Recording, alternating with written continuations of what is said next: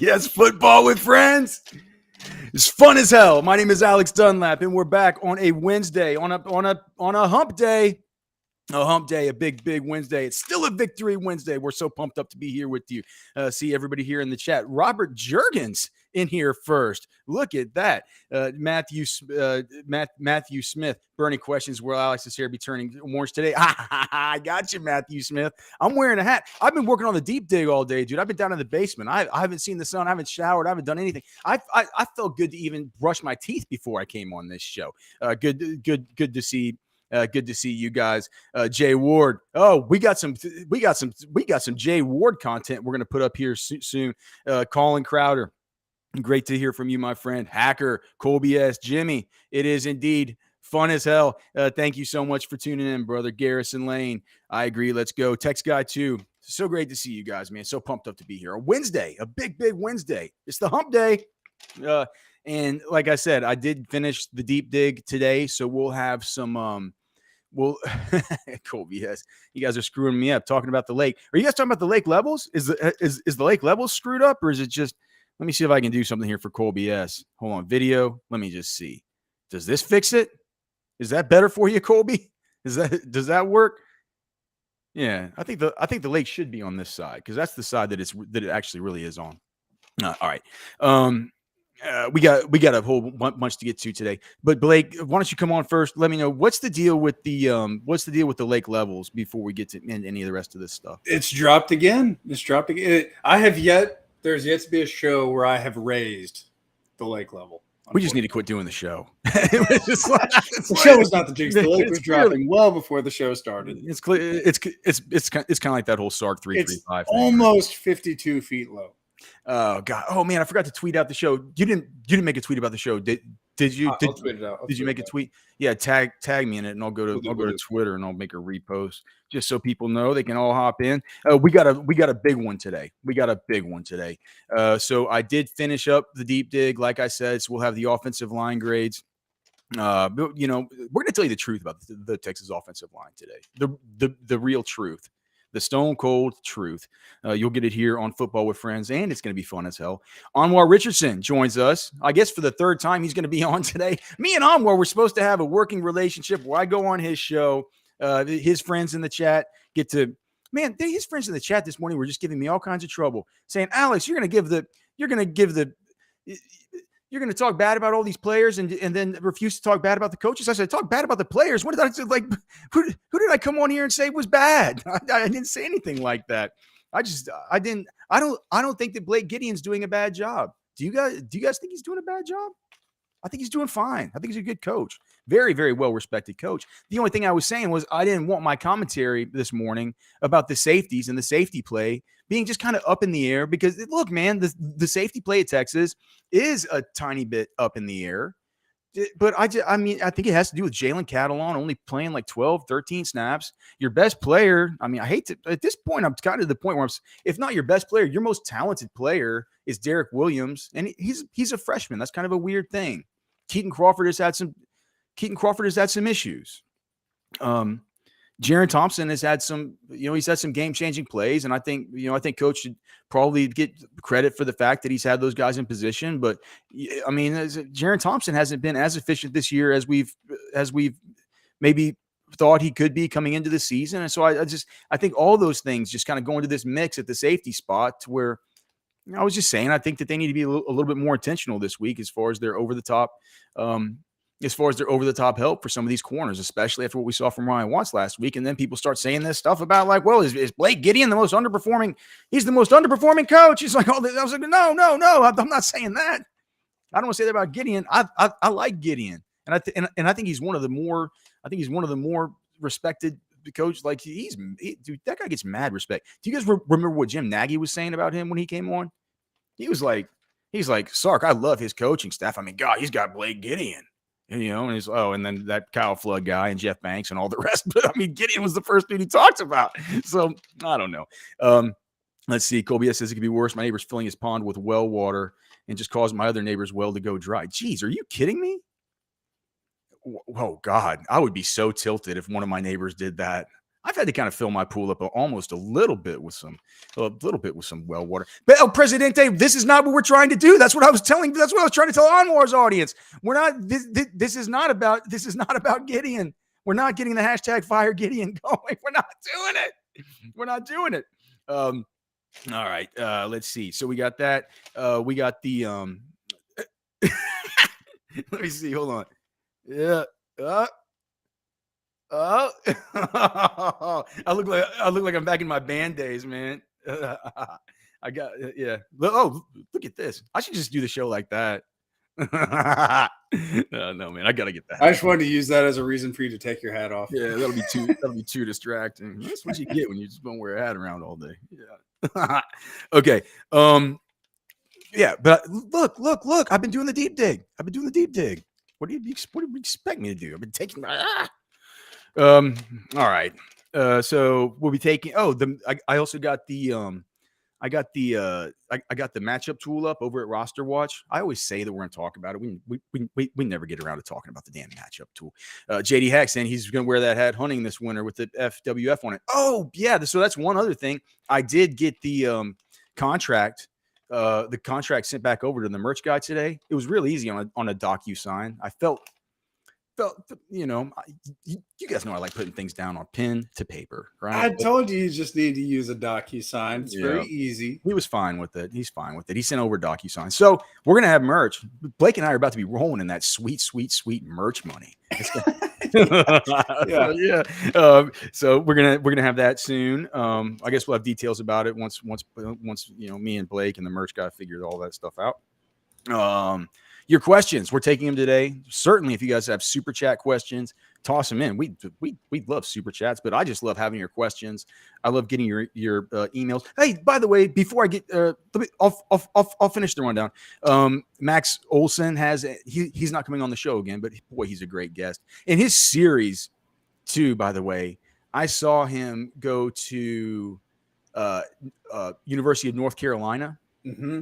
Man, that guy just goes and drinks a bunch of booze. Did you see that wall of Jordans he posted to it at North Carolina? That was pretty cool. I saw some of that video he posted. You know that Mac Brown loves that. He's got all the Jordans, man. He lets the kids walk by there. I don't. Do you guys care a lot about? Do you guys care a lot about the Jordans? I know that the younger people do, and I know that there are some people that are even my age, like my neighbor down the road, right? He's one of my friends, and our kids are friends and stuff, and so we're always hanging out. And he's a super like old school like Nike guy. He has all these old sneakers and stuff. And that's the thing. He's like my age, and he's like an optometrist, and he's like a serious person. But he's like a little kid with this collection of sneakers. Everyone needs an escape. We're hunting and fishing guys. Some people are kicks guys like. But anyway, Max Olson, he has an article about stop rate, an updated article about this metric called stop rate in the Athletic today that I found interesting for two different reasons, as far as where Texas is in comparison to some of these other Big 12 schools and where they are in comparison to Kansas, as far as, their ability to get drives stopped. Also, speaking of hunting and fishing, this is another thing, like yesterday. Something important came across my email today, Blake. Oh, yeah? From the Texas Backcountry Hunters and Anglers, alerting me to and I don't know why we have BHA here in Texas. I donate to BHA to keep public lands public in other states. It's like we're never gonna get much good public land access here. It's not gonna happen. Like I think they got settlers to Texas by saying, "Hey man, come down here. We'll give you a big old ranch, and you can just have it to yourself."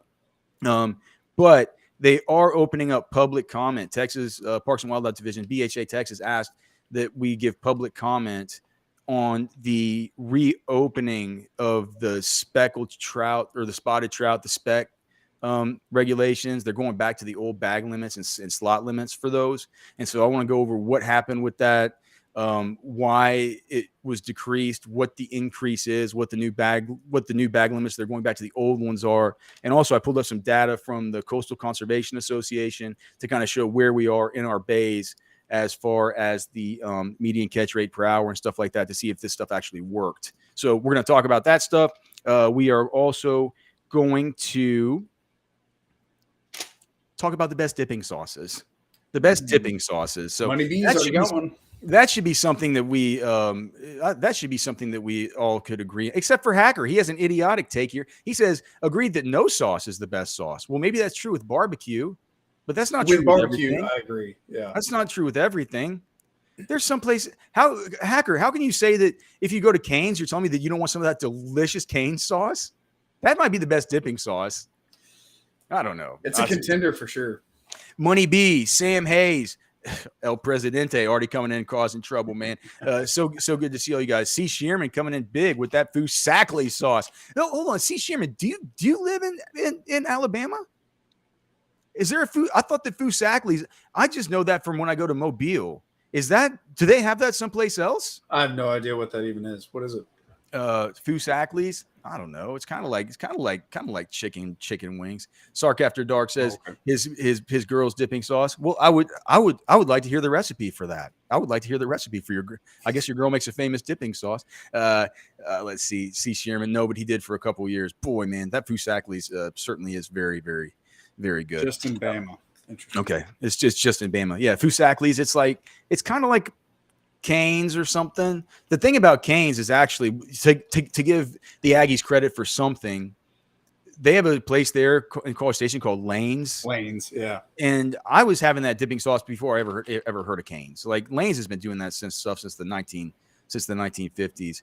Oscar Elizondo saying, "Why are they decreasing again?" No, they're not. As far as the specs, no. I'm going to go over the data with it, but they are taking public comment. There are people on both sides of the issue. I guess I can see both sides, but it'll be a fun thing to talk about. That green sauce at Chewy's for sure. Okay, so anything else? Like I guess we can just kind of talk about the offense and you want to play those Jay Ward little shows. Yeah, and also just to kind of let you guys know. Throughout the show, if you guys have specific questions about anything I'm doing, specific questions about the offense, the defense, the team, anything you got, just put them into the chat. You can also hit us with a super chat if you'd like. Also, while I'm saying this stuff that I have written down that I'm supposed to say, if you could please subscribe to the channel. If you could click subscribe. I get so tilted, Blake. I go back and I see these videos. It's like every single one is between 1,000-2,000 viewers. It's like it's crazy to me that many people every day tune into this. But like by the end of the day, because not everybody can watch live, I guess. But and there's like 70 likes. It's like, how hard is it? Just come on, guys. It's easy. It doesn't cost anything. Yeah, it like the video. Right. It didn't like it. It didn't like it's a super chat, right? No, but do that too. Yeah, right. Yeah. Well, saying liking it's free. I mean, and then the other thing, I have my email posted here. If you guys want to email me anything, like we're about to show from Jay Ward. I love having this kind of content from our friends in the Specs chat line here on the show. Also, if you're interested in sponsoring the show, we're doing a great job for our sponsors. They're all super, super happy with the customers and the leads that we're providing them. So you can email me, alex@rosterwatch.com. All right. So what do we got from Jay Ward here? Okay, so it's more duck stuff. It's a good-looking dog. Duck's coming in. A good-looking dog. And a shot right and a nice. Shot. I think I know what happens next. I would like to see if the dog was going to go out there and go kind of get after it. Yeah, right? we might need an extended version down the road. But we have another one of, I believe, an 11-year-old Jay Ward winning a rodeo competition. Jay Ward, look at that thing. That thing looks about like Bebo did whenever he first came on board, right? Do you remember how big? Yeah. Like Bebo, the new one was. He had the tiniest little horns. It kind of looks like that, except it clearly is this white with the, more white with the burnt orange spots. Jay Ward is a rodeo man and a duck hunter. I'm telling you, man. Unbelievable. We got some crazy friends in this chat, dude. We got some crazy friends in this chat. Heavy 7602 says queso is the best dipping sauce. I mean, look, it's probably right, but I have to think about themes like this. What about aioli? What is aioli? I have no idea what aioli is. Like, just look up aioli on there, and I'm just like, what? I don't know what that was. Look up aioli, please. It's like a garlic aioli. Yeah, you got that. Okay, so here it is. So Alex Dunlap, NFL, the truth about the Texas offensive line. We're about to tell you the truth about this. I just felt like Blake was going to make it offensive line grades. And I said, do you know what people want to hear about?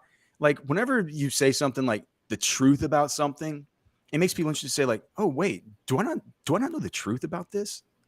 Is there something deeper that I need to know? Oh, there's so much deeper, and we're going to get into it. All of the big, bold truths about the offensive line. Yeah. So here we go. The truth about the Texas offensive line. Let's go to the deep dig. You guys ready for this? All right. Deep dig 2023. Oh boy. All right. Okay, so we're not going to talk about skill guys just yet, unless you want to. Catch was right, man. Jonte Cook needs to play more. It's just like after I watched the offense back, I'm like, Catch. Okay, that was right. A burning question yesterday. We've answered it today. He needs to play more. Let's go to the offensive line. One thing I just want to point out right off the bat. So here's what the offensive line kind of field looks like. Just as I'm doing it, you guys might wonder what it sort of looks like, but it's just I have the players in by their jersey numbers, right? And then I grade each play, and then the concepts over here, like that's inside zone, that's outside zone, inside zone, power, right? I think we had a draw once in this game. Was there? Yeah, there was a draw right here. So generally just those four concepts, just so we can always go back and look to see in games whether there was successful, like if there was anything that we can glean from sort of how the run concept mix went and how it could have been different, right? And that's been something that's been valuable in the past. But just one thing I wanted to point out real quick, and because we're not going to get to him because he didn't get a grade. This guy right here, number 56, Cam Williams, he came in at the very end because Christian Jones got hurt. Have we heard much, Blake? There hasn't been any talk. Like someone needs to ask Coach tomorrow on Thursday about like, was Christian Jones leaving that game at the very end? Like, was there anything to that?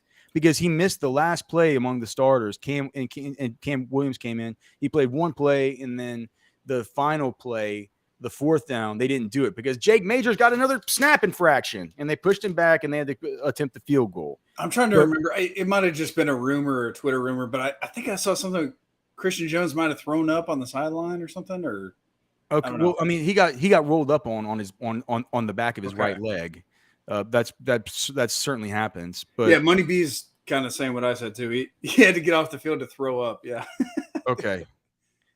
But he did something definitely kind of happened with the right. It could have just been like a little something, and then he maybe had to go throw up or whatever. I've had to go throw up before, but just like I just want you to see, it's like so the scale goes from -0.2 to up to +2, and Cam Williams had one. He had the best graded rep of the whole game, and out of the 6 snaps that he played, he graded positively on 4 of them and didn't grade negatively on any of them. That guy plays like Cam Williams is awesome.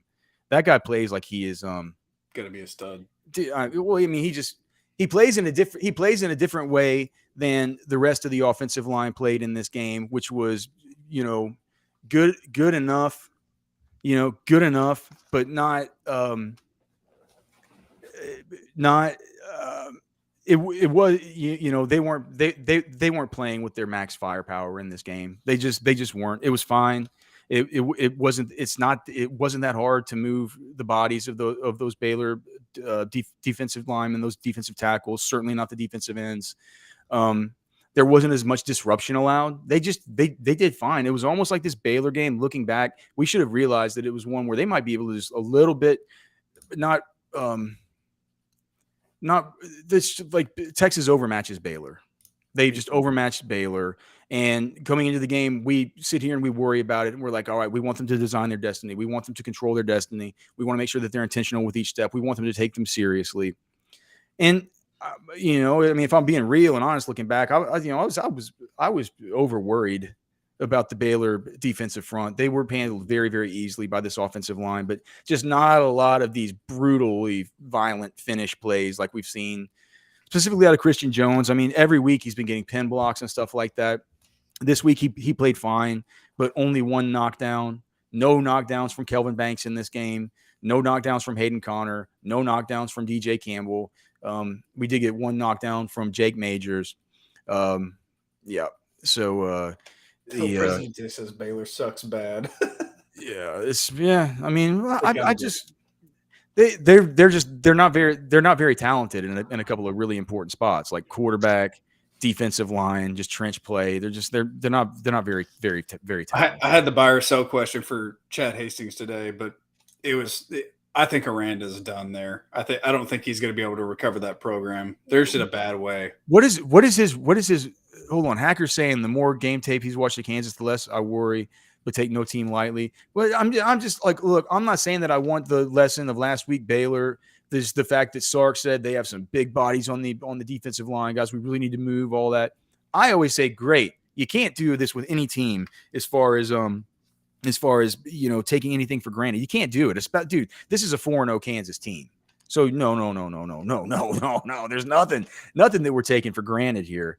But I'm kind of remembering this around this time last week, the way I was thinking about Baylor, now the hype about the 10 transfer portal starters and all the fact of that. We talked yesterday about the couple of Minnesota guys that Darwin Lemon had the good point, like didn't Trill Carter come from Minnesota and played like ahead of all these guys? It's like, if you're going to up against a bunch of Trill Carters, you worry about that. You worry about that a whole lot less. One other thing, Blake, somebody said it's a 16.5 now. So did that change? Yes, it's down to 16.5.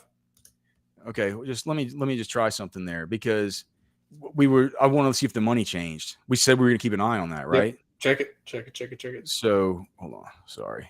I think I just clicked onto the stupid YouTube page here. We're going to hear myself twice. How do I get there? Fun as hell. Let me see. So I have to bookmark this thing because it's back behind this weird. I've told Blake about how I got to get to this info. Okay, so it's Texas now, 16.5. Okay, so it's changed. What did we say the bets in the betting percentage and the money percentage was yesterday? 82% of the tickets were on KU and 85% of the money. Okay, so now we're down to 78% of the tickets are on KU, 88% of the money. For more Texas, yeah, Texas 20. It's starting to feel fishy for Texas now. 22% of the tickets on Texas, only 12% of the money. So the fact that they came through a key number at 17, they're down to 16.5. It's starting to feel like that's just too big a line. It's going to keep coming down. That's yeah. I mean, it's broken through the key number. Now that it's broken through the key number, we know that they found. Obviously, what did traders say? It's like where it finds resistance, right? Like in the markets where it find, they've obviously found, like they're gonna need to wait until they find some resistance. And to me, that probably it doesn't feel like a good spot to find resistance anywhere until you get down to like 14. Right? I mean, what's the difference between saying 17 points and going through a key number like that? And what's the difference between 16.5 and 15.5? Yeah, it's the same. Yeah. You know what I mean? What's the difference? It's like once you maybe in college with the 2-point conversion, you think it's going to be a close enough game to where kickers aren't as good, so maybe you lose a point there. Maybe 15, maybe 15 could be it. But I think it'll continue to kind of come down. If you're going to bet Texas, I wouldn't do it just yet. Right? I'd wait. I think it gets down to 14.5 maybe. Yeah, for sure. But as far as you said, but as far as Aranda, you were asking Chad earlier. So you're saying if Dave Aranda is you think that he's done? I think this is my and Chad's opinion. I don't know if he's going to be able to recover his program from where it is right now. The talent is just not there. I think he's fired by the end of next season. And so did Chad. I don't think that I don't think it's going to be, and it's not all his fault because I think the media likes him too. I think the media likes him too. He's such a nice guy to the media and stuff. At some point, if you just stink, you stink. But can he hang his hat on what he did when he first came in at all? And the fact that he hadn't had a quarterback? I mean, I don't know. I don't care. Like I want them to wallow in mediocrity. The Baylor message boards and fan base is on fire right now. I mean, it's bad. They lost to Texas State. They're 1-3. Yeah. Cody's saying Texas by 100. Fade the negativity, crush the competition, just like Cody on Fridays. All right, Cody. Cody's getting in here. Says the guy who won by a single vote. Yeah, well, hey, dude, it's fine. I mean, look. Hey, and Cody, I'll bet you, Cody. See what I did today. I got up early. I did a deep dig. I skipped the gym to get it ready, to get it going in time. So I know that Cody won't be a fan of that. He's not going to be. He's not going to be a fan of me saying that this thing could go down to 14. What Jareth Mulholland is saying is that he's saying, you mean support? Support is when the high falls to a common number. Maybe. I don't know. You guys know me. Half the time I say things I don't even know what they mean, and I ask Blake to look them up.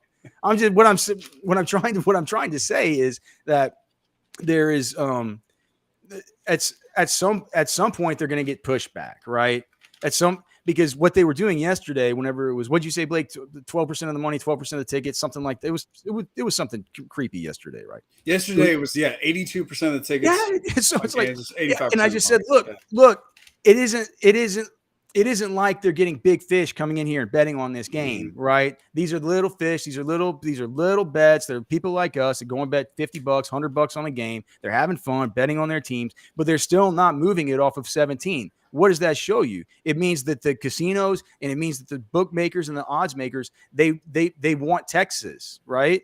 I said, now, if it stays like that, that's going to be a strong sign for Texas. But if this stays like this to where we don't see a big money betting insight, right, it's gonna have to come off a key number. It's going to have to come off 17. I don't see at the spot where they're going to receive pushback for. I think if it gets down to 14, people might then say, okay, look, I'm back on Texas now, and they can get those numbers evened out. But I don't. What are the key numbers between 17 and 14? What's the difference between a 16.5 point spread to 15.5 point spread? It's almost like you would go line shopping and you would say, like, look, give me the 15.5 point spread and I'll take it at minus 120 as opposed to your 16.5 at minus 105. So anyway. If it gets to 15 and I'm a bettor, I'm buying a point, knocking it down to 14, and then placing my bet. Yeah. And so look, man, we're here to tell the truth about the Texas offensive line. What is the truth about the Texas offensive line? What is the meaning of any of this? What is the meaning of? I'm going to ask Anwar Richardson just a true existential question. What is the truth about all of this? All of this. We're going to talk about it next.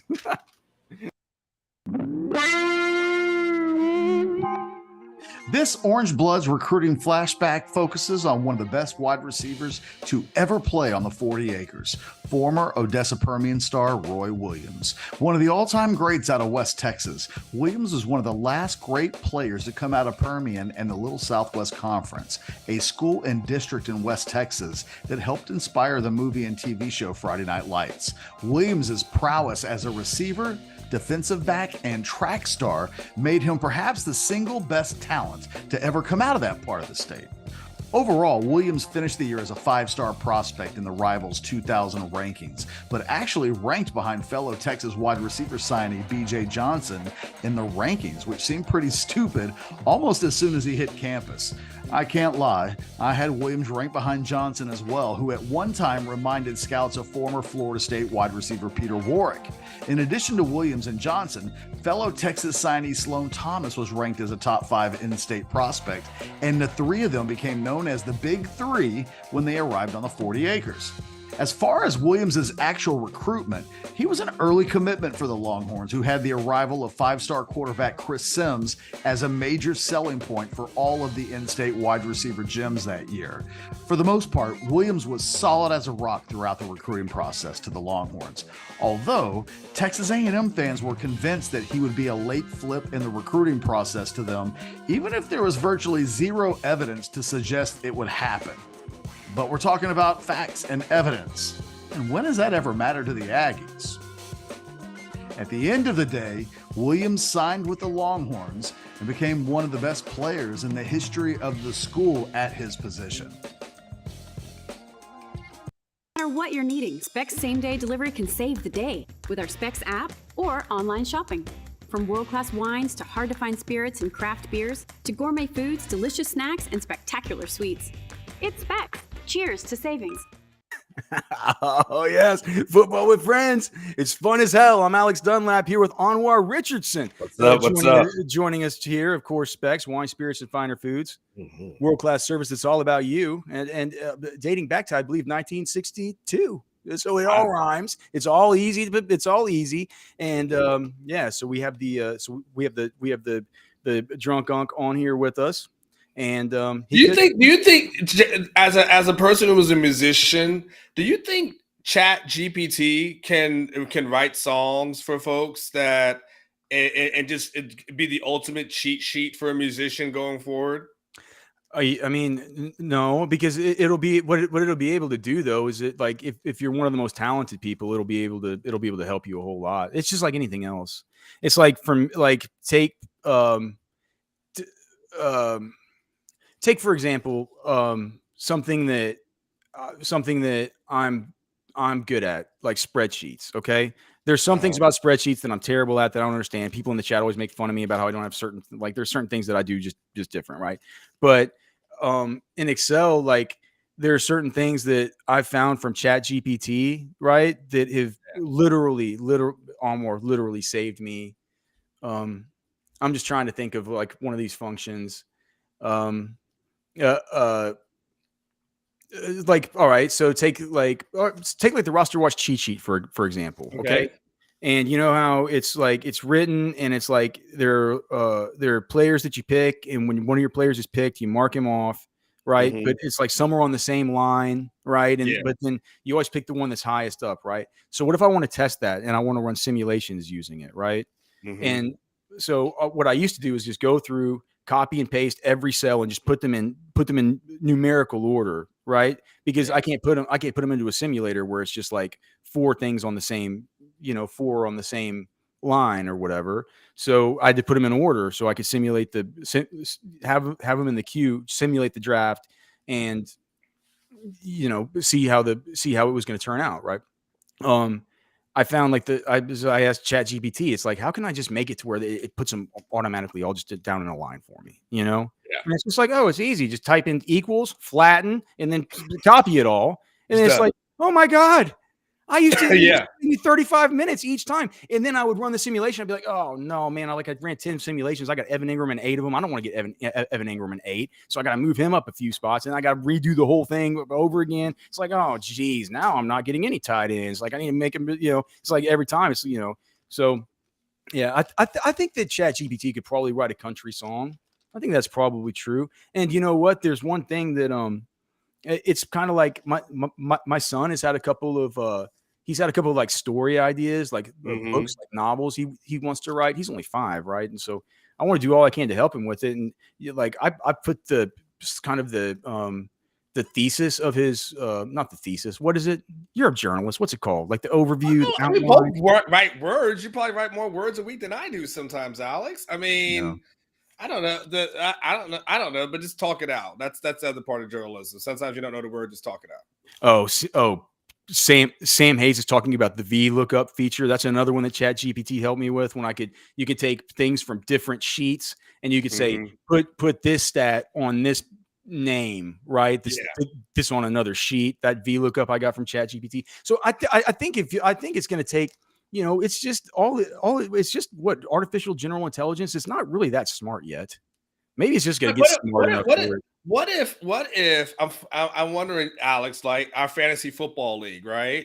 I wonder if I entered your draft over the last 3 years and asked ChatGPT, can you show me Alex's tendencies in the draft? If it can tell me, yeah, Alex usually based on the information, usually around the 3rd round, he takes this. 4th round, he will take this. 7th round, he can take that, right? And you would know like draft tendencies of the guys you draft against. I'll bet I'll bet you that would kind of work, man. I'll bet you that I'll bet you maybe Chat GPT could do that. But whose job is that going to take? Right? I'm not worried about music.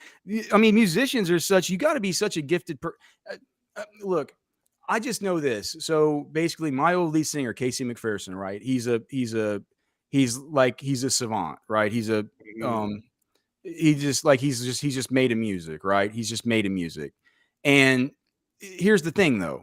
It's like he would go to Nashville sometimes and they would get him in the studio with some like producers and engineers and stuff like that would put together in 15 minutes some candy pop rock song that just absolutely sucks, right? That just sucks. It's 2.5 minutes long. It's bubblegum stuff. And it was just like, it was so formulaic. It's like, intro, verse, chorus, bridge, bring it down for the chorus, build into the final chorus, and you're over, right? That's like, and then you're in and you're out. But here's the thing. All those producers, all those guys, they have it down. They have the exact formula. They have everything that you need. Do you know what they didn't have? Casey. Like they just didn't have Casey. You know what I'm saying? So it's like I think you kind of need the person who's the expert, the person who's the person who's, I think that those things aren't creative. You know what I mean? I'd be so much more worried about a job if I was in data entry or something like that. I'm trying to look up the what ChatGPT gave me though for my son's okay. So listen to this. Okay. So my son had this idea for a book and he wanted it to be called, he wanted it to be called Twice Times. Right. Okay. And so this is and he's only 5. So bear with him. Okay. But with his story, it was, all right, there are people who are born in heaven, right? They're born up in heaven. Okay. Okay. And they're just and they're natives of heaven, right? They're like natives. And but whenever they get to the end of their time on heaven, they go to live on earth. Right. Oh. And so it's just like kind of like it's a whole different thing. And so I went to Chat GPT and I just gave it and I said, you can name the characters, you can do whatever. And this is what Chat GPT told me. And this is an example of, I think, how it can help somebody. So it says, sure, here's a brief outline for a novel with the premise you described. 1, the novel opens with the main character, Sam, waking up in heaven as a newborn, surrounded by other infants who are also native to heaven. 2, as Sam grows up in heaven, he learns about the afterlife and the rules that govern it. He also becomes friends with other native children and learns about their lives and experiences. 3, when Sam turns 18, he dies in heaven and is sent to Earth to begin his afterlife. 4, on Earth, Sam is disoriented and confused by the new environment and the fact that he is now among the living. He meets other native souls who have also been sent to Earth, and he begins to explore the planet and learn about its history and culture. 5, as Sam navigates his new life on Earth, he faces challenges and makes new friends. He also discovers that there are some souls on Earth who are not native to heaven, and he must confront the differences between the living and the dead. Throughout the novel, Sam grapples with his identity as a native of heaven, living among the living on Earth. He must come to terms with his new life and figure out how to make the most of it. In the end, Sam comes to understand the true meaning of his existence and finds a way to make peace with his new life on Earth. So it gives an outline to the kid for how he could make a book. Yeah. All right. Hold on. While you did that, I got one for you. Ready? What? In the heart of Texas, under the Lone Star sky, 2 friends came together. Don't need to ask why. Alex Dunlap's the host. He's ready to play with Anwar Richardson. It's a football-filled day. Chorus. Football with friends in the land of the free, talking touchdowns and tackles beneath that old tree. Alex and Anwar, they know the game's art. In the world of pigskin, they've got heart. Okay, so maybe not so good. I did that while we were there. I got a country song right here. About we sit on the porch. Anwar, you need to send these to me. I'm gonna have the AI sing them. About the game where legends take a stand from the Longhorns to the Cowboys. They've seen it all. Every pass, every fumble, every field goals fall. Football with friends in the land of the free, talking touchdowns and tackle beneath that old tree. Alex and Anwar, they know the game's art. In the world of pigskin, they've got heart. Compliments of ChatGPT. Underneath, my favorite part is underneath that old tree. I told him. I literally I put it in there. Hold on, I'm gonna send this to Blake. Hold on, but I'm gonna send this to you. And then you can get it. Alex, I think we're gonna have to either take Anwar singing it or make the AI sing it and put that in the intro. You gotta make the AI sing it. And put it in the intro. Blake has the song right now. Because there's no copyright on that. No. Blake, can you make an AI sing that song so when Anwar comes on, it can be his theme? I'm gonna do the research over the weekend and see if I can make it happen. Okay. All we friends got a lot of heart. I love this. All right. So for the people, man, I don't know. What do you think? What do you think? I was just talking as you came on. I'm about to get to the offensive line grades, Wait, do you think Texas should be a 17-point favorite versus Kansas? 17. Yeah. Does, So does it seem high? I had somebody on my show this morning, Alex. Guy by the name of Colin Wilson from the Action Network. You might be familiar with some of their work over there. Yeah. Brett McMurphy's on that thing as well. But they do stuff for betting, purposes as well. They do a lot of research. He kind of broke down a couple of things for me, and the first thing was for Kansas. They've played one of the worst /softest schedules in all of college football. Said I think it ranked somewhere as far as like 100th as far as strength of schedule is concerned. It was like past 100. So he's like, as far as playing any kind of tough teams, he's like, they haven't played anybody worth a damn. He might feels like, and so while Kansas might be, pretty good. I think for me, Alex, I don't think Kansas can. I want to know who on Kansas is going to block Tavondre Sweat and Byron Murphy for 4 quarters. Well, I mean, that's it's a tall task. It is, and even Vernon Broughton, who's come in and flashed and looked pretty good at times. So you're telling me that's the thing for me. I understand that Jalen Daniels has an ability to scramble, but the thing that the players were telling me is that this week is that hey, when Jalen Daniels breaks out the pocket, he's not necessarily looking to run the ball. He's looking to kind of pass the ball and extend the plays. So that's where you see certain things. But it's Jalen Daniels at 6 seconds or 7 seconds. I saw one day that even said 10 seconds, right? So he's looking at. So their thing is like, hey, follow the eyes, stay with your keys, and just follow the eyes, with him. They said one of the key and one of the things that Colin Wilson told me today. He said the thing that Texas did really effectively, he said, so Kansas does a lot of pre-snap motion kind of designed for the defense to kind of show their card as to where they're going to go, right? And he said the thing that Texas did effectively last year is when all that pre-snap motion happened, that they stayed. They didn't move. They just basically everybody stayed on one side. So it wasn't like one DB was going on the other side or going to the other side. He said they pretty much stayed in place, and because of that, then Jalen Monroe didn't know where anything was going from Texas wise, and Texas ends up tapping that ass. So that's why based on that information, I think Texas more than covers. It's so funny because Leipold in his press conference was the first thing that he mentioned was Sark about. I mean, he's such a great play caller. All this motion he'll throw at you with these playmakers.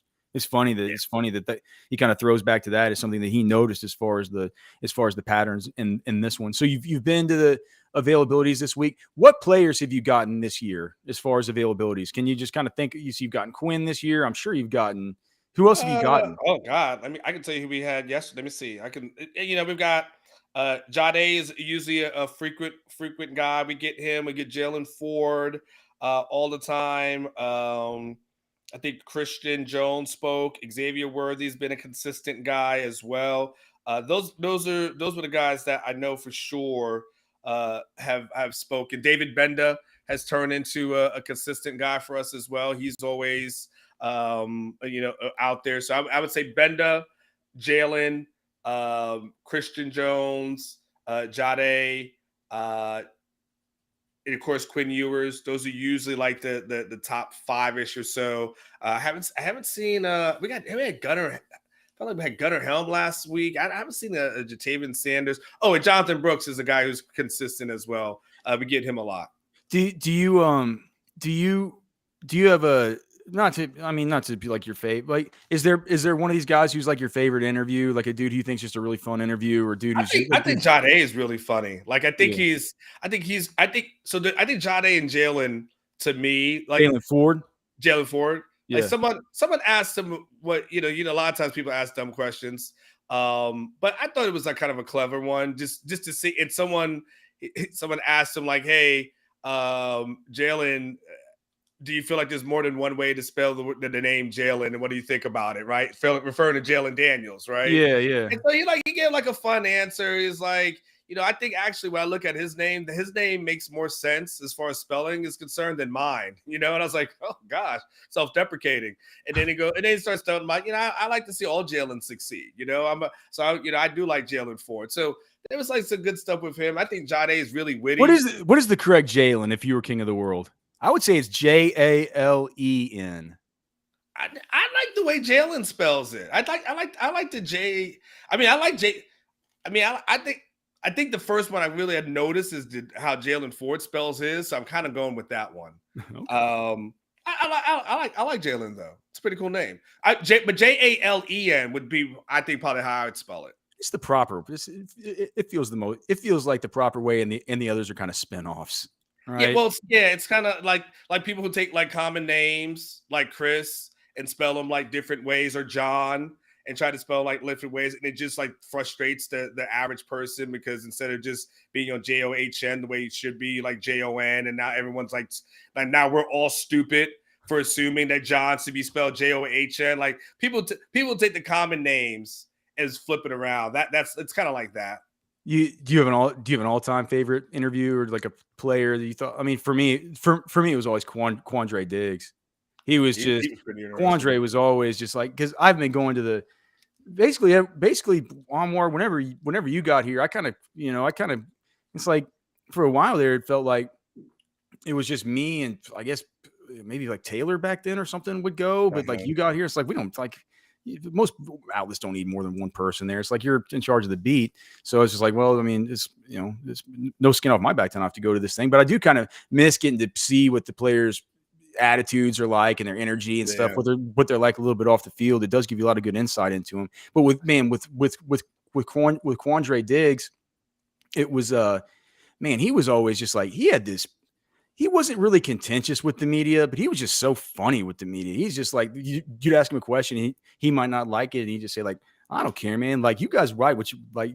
You guys write what you like, whatever you want to write. Like, I don't care. He was just super hilarious. But and then it come to find out, he was always on Orange Bloods, and it was like a secret person who was always there, and now he's on Catch's show like every other week, right? So I mean, like, so it's like it's the people who sometimes act like they don't care about the media, the people who actually do care the most, who read everything. It's like a coach who will tell you, I never read what anyone in the media writes. That's right. The coach who you look at is like, that coach is hitting refresh on your website more times than any other coach that's out there. Yeah. It's interesting. So here's what's interesting. I'll be honest. So here, my approach when I go out to these media things, I only write about the quarterback. I used to write about all the players and do a write-up. No one would read it. And I realized that I was doing too much. And so I write about the quarterback, and then people will read that. And I kind of use the other stuff for just insight and knowledge as far as like this and that. For the most part, usually, these players are so well trained. That's the other part. They're so well trained what not to say that it's very rare that they actually say anything that's of like interest to move the needle, because they get a script of things that they're not supposed to talk about, and they get a script of talking points. So really, outside of that, as most of it's tame. And I just usually use the quarterback, and that's it. And everything else is just for information. Yeah, it's so funny you mentioned that. It's like one of the things that I've always noticed when I go to the Senior Bowl or at the Combine and stuff like that. It's always funny how guys you hear, and I mean, we heard it this year with Adonai Mitchell, right? He says he wants to be called Adonai and not AD, right? Mm-hmm. That like, I don't know how many times you're at the Senior Bowl and like heard a guy, and even in the team pronunciation guides and stuff like that, he will have been called a certain way. Like I remember, I'm just trying to think of, like Romeo Dobbs in the NFL, right? He plays his whole career at Nevada. It's just Romeo Dubs. Everybody calls him that. Everybody calls him that, and you get to a place like the Senior Bowl, and like his agent tells him, it's like, hey man, like you're allowed to be called by the name that you want to be called now. You're not, there's nobody telling you what to do, or you don't have to be worried about being rude to the media, or they're having your media guy act weird about this or whatever. It does certainly feel like at the college level, they're subdued in a whole lot of different ways with the way they answer things, the way they can interact with people. I guess that's why I always like Quandre, just because he just never cared. He's just there is. I saw something, Alex. I can't remember at this moment, but there is like something that could be a proposal coming soon. I think with like the SEC where they may do open locker room and make open locker rooms mandatory. Oh, yeah. So Bianco is gonna spin in his grave. Not spin in his grave. Bianco is. He's alive. He's alive. Don't do that. Yeah, Bianco's. I mean, as much as I don't like the guy, well, I would never do that. But he is gonna hate that. It's can not. You imagine how much? Can you imagine how bad Bianco's gonna hate having to give an open locker room? Yeah. I think there was like it wasn't anything that's like imminent, but I do know it was something that's been talked about as a possibility of moving more to an NFL model in the SEC. And that is one of the things that they're kind of kicking around for as a potential future thing, which would be having open locker room access like the NFL does. Hey, I have a question. So you've done all the NFL open locker room stuff. One question I've always wanted to ask you. You have NFL friends like Warren Sapp. What's it like to be friends with Sapp? It's work. What does that mean? He's not short on opinion, and he has a very loud voice, and he is a challenger, and he is right until proven wrong, and then even when proven wrong, the facts have to be over. Like he and I had a fight. We were arguing back and forth a couple of weeks ago, but he was going to go to the TCU. He was on the sidelines for TCU, Colorado, because Deion invited him out there, right? And he was telling me that the kickoff was going to be, at TCU. He was telling me the kickoff was going to be at noon. And I was like, no, man, the kickoff is going to be at 11 because, it's Central Time. He's like, no, it's at noon. I was like, no, it's at 11. And we literally went back and forth. I'm like, dude, we never have kickoffs here in Texas at noon. Like it's either going to be 11:30 or it's going to be at 2:30. But I said you're getting your Central Time, your Eastern Time, and Central Time. And he went all. I mean, we were arguing back and forth over something simplistic, and then I was like, we finally got off the phone, and like 30 minutes later or so, he's like, "Oh, I guess the game is at 11." I'm like. And I guess he must have, because he had to get on the team. He's going to get into a car with Deion to go, and that's where it is. So it's. But you know what? He's also one of the more intelligent people that I've ever come across. He's also a hunter. So you and him would actually get along extremely well. Oh, I'd love to go hunting with Sapp. Yeah, and he's very. Tell him, man. Next time you see him, like if he's here in the fall, like I'll go out hunting with him. Tell him, man. Like if he's ever. If he's interested in seeing an Axis buck or something, like he's working on. He's going to work on his finish up this degree, so he can join Deion's staff as assistant coach next year. He was telling me the other day, he's like, he wished that he didn't take so long to finish it up. He never really saw the importance of it, and then now Deion's asked him to join the staff, and he's like, as a defensive line coach, probably a defensive line coach. Yes. Damn. Yeah. Does anybody know that, or you just kind of just like?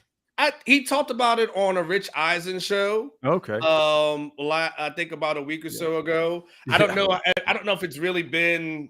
Just I don't know how mainstream it's gotten. But that's the thing is, dude, Sapp is so famous. What's it like whenever you go out on the boat with him and you go to the restaurant or something with Sapp? I mean, is it just me that's like thinks he's just so famous, or is it just me? I'm so crazy about football. Do. I mean. It's like one of those things. Like when someone's your friend, you don't see him that way, and so because someone's, I don't see him that way. But when he came here, he stayed, with a year or two. He stayed at my house for like him and his girl stayed for about like I want to say like 5 days or so. So I took him around like Austin, and we did different. Went out to there's a place called Red Ash. Oh yeah, it's good. Yeah, that was real good. Yeah, I tried bone marrow for the first time down there. That was your first time to try that? That's good. Yeah, it was really kind good. Of kind of like put it on a piece of bread or something like that. Yeah. It was way better than I ever thought it was. Red Ash was pretty good. They had a fire down there. Is that place okay?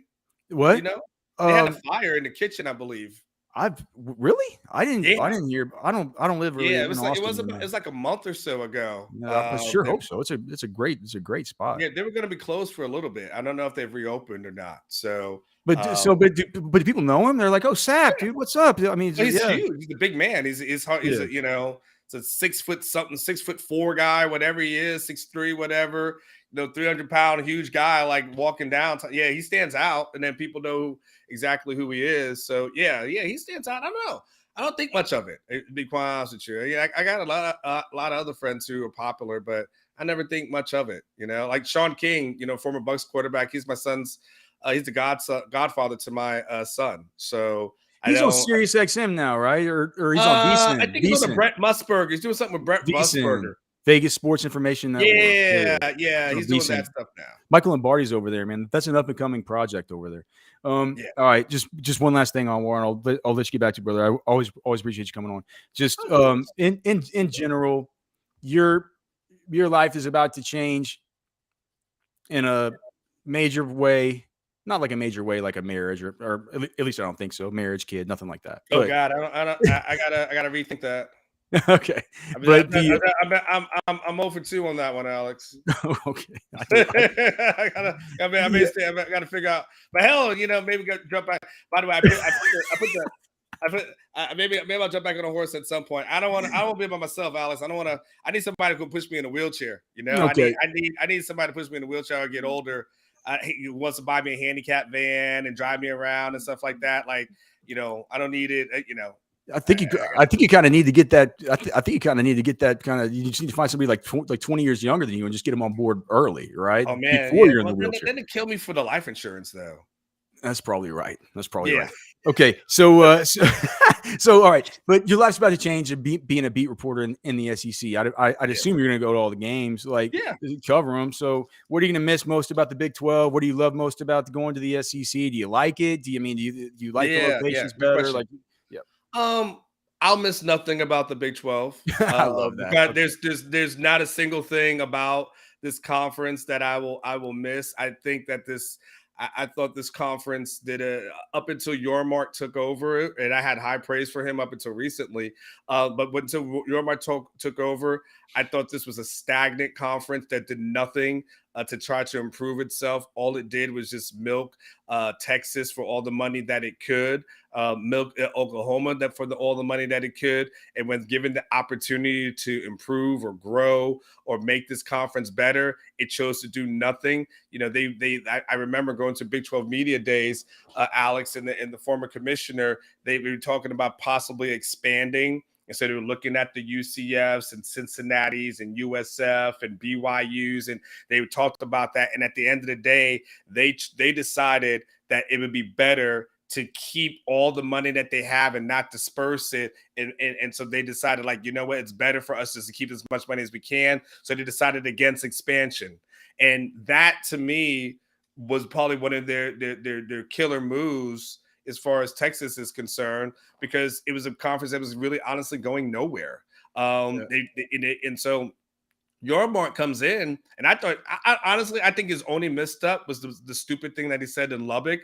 Outside of that, he's been fantastic for the conference. He was the first. He got that TV deal done. They don't get that TV deal done. They're like the Pac-4 at this moment. You remember, like there was a time, Alex, where people were talking about Big 12 teams may have to fold into the Pac-12, and maybe Oklahoma State's going to go out there, and Yormark got that deal done. And then now all of a sudden they're fine, they're good going forward. It's the Pac-4 that's the one that suffered, right? So I think it's done good, but the conference itself, there's not a game that I'll think I'll miss. And the locales, like, you just like, no. Do you even have a place you like in Ames, Iowa, to even go grab an old fashioned or a burger? There's a place in Des Moines called Bubba. That's kind of like a comfort food, but it's also got like craft cocktails. So it's a weird blend of really good like Southern comfort food with craft cocktails in downtown Des Moines. Really nice place. So that's kind of my go-to when I go to Des Moines. That's it. There's nothing else. That's it. But no, everyone knows I don't like Lubbock. I don't care about it. It's one of we're probably one of the worst places that I've visited. I'm indifferent towards Waco, because Waco was always a business trip for me. Just get off at 35 and then come back. So never really thought much about it. The Kansas trips, I stayed in Kansas City. That's fine, but the barbecue's trash over there. You got that damn right on. Warren. Yeah, the barbecue's trash. It's just about the sauce. The sauces are good. Delicious. Sauces are great. Delicious sauce. But it's like candy apple red, that bright red sauce. It looks like too red to even be like real. The sauces good. are great. And so when you go to Gates Barbecue, they have really good sauce. Delicious. Arthur Bryant's, they've got good sauce. Delicious. But the food itself is average. Terrible. So yeah, it's average to trash. So yeah. I don't miss Kansas City, but I did like what is it called, like the Power and Light District? I think, is that the one in Kansas City? So yeah, Power and Light District was kind of a cool place to hang out. So that was kind of fun. But honestly, Alex, I look forward to being able to go, that Bama trip was the best trip I've been on since covering this beat. Like that killed anything I've ever seen. It killed most pro things I've seen, to be honest with you. I think it killed just about every pro environment I've seen outside of maybe a Super Bowl. It felt like those media days, those SEC media days you sent pictures from. You're like, well, this is different. It's like you're at some media party and stuff. I mean, they had they do the SEC. No, so they had the in SEC, they'd have their spring meetings in Destin, Florida, right off the beach. Oh, Destin is beautiful, right? Yes. So I spent a week out there, Alex. They had the SEC party on Tuesday night where it's like open bar and all the food that you can eat. So it's crazy there. It's SEC is just first class. It's where Texas needs to be. I'm telling you, Big 12 is not. It's just not. SEC, the first media day I went to was 2 years ago. And it was in Atlanta over at the College Hall of Fame. And I realized, okay, this is a totally different world. Then I went to SEC spring meetings and I said to myself, this is a totally different world. They did media days. They were talking about doing something. They didn't do it, but you know how you do the draft, Alex, and they have all the fans come down. Mm-hmm. That's a plan for the SEC at some point, for to maybe have their media days and have fan activities. Oh God. If that happens, I'm going. Yeah. If that happens, I'm going.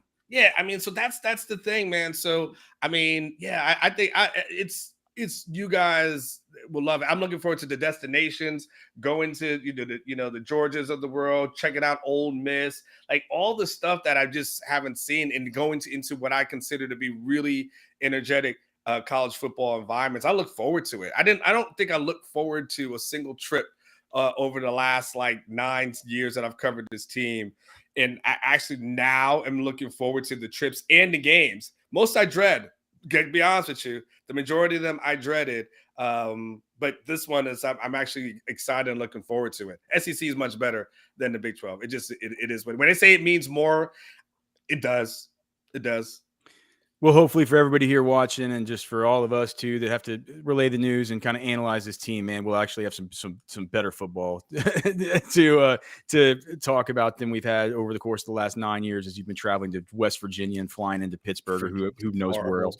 All right, he's Anwar Richardson, of course. You can find him on Twitter at Anwar Richardson. You can hear him on the old-fashioned sports show here, 8 a.m. Usually to either to 10 a.m. or 11 a.m. depending on your schedule, right? Depending on Sark and then depending on the stuff. So most days it's 8 to 11, but Mondays it's a little bit shorter, and Thursdays it's a little bit shorter. But I'm up. You can find me in the morning time, and I don't. Blake will know. I used to be able to do the Drunk Unk show at night and have drinks. But now I'm up first thing in the morning drinking water, so I can't even get lit or anything on the show. That's probably for the OB Outsiders to do that, but I don't get a chance to do that anymore. Yeah, for sure. Yeah, for sure, man. I took a tequila shot in here just because Darwin Lemon sent me some tequila, man. But pretty dry times around here too. Doesn't matter. We're still Darwin sent you tequila? What oh yeah. Oh, really, Darwin? Okay, that's what's up. Yeah, he sent me some Casamigos at Specs for pickup. Casamigos? All I had to do was admit to him that Jonathan Brooks, he said, I'll buy you a bottle of Casamigos if you admit that Jonathan Brooks is better than CJ Baxter. I said, Jonathan Brooks is better than CJ Baxter. Now ship the tequila, brother. Did you mean it though? No, I didn't. All right, there he is, Anwar Richardson. Anwar, thank you so much, brother. Coming, hanging out a little bit, dude. All of my love to you and yours, man. We definitely appreciate it. You got to do something with our country song. And then wait too. Also, right up here, that you have to tell me your favorite dipping sauce. It can be for anything. Favorite dipping sauce? Yep. It's the theme of the show today. I think that cane sauce is pretty good. That was my first. That's the first thing that pops into my head is that cane sauce. I think the chicken's okay, but that cane sauce is pretty good. I like that. It makes the meal, even though they stole it from Lane's, and I hate it that Lane's is in College Station, but it is, and they stole it from them. And I do like the spicy mustard that you get at Whataburger as well. I know it's not really a dipping sauce, but I use it for my fries. But I do like not a spicy ketchup. I take it back. Spicy ketchup. I do like that. Oh, I thought you were going to talk about that New Orleans mustard that they got at Popeyes, that kind of spicy mustard. That's a good man. These dipping sauces are making my mouth water, dude. Yeah, all of it sounds good. All right, I got Popeyes right around the corner.